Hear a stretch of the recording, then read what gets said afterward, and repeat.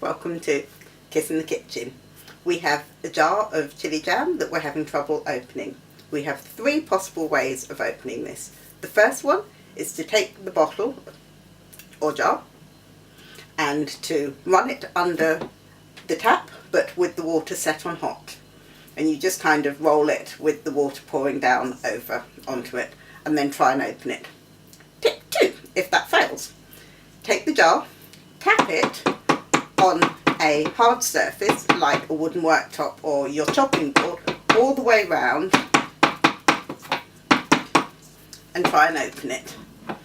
This jar is really stiff, so that's not working. Third tip, take a can opener and with your jar just put it under the lid and just turn it ever so slightly as we work our way round. And you heard the little pop there, and so now theoretically we should be able to turn it and open it. Ta-da!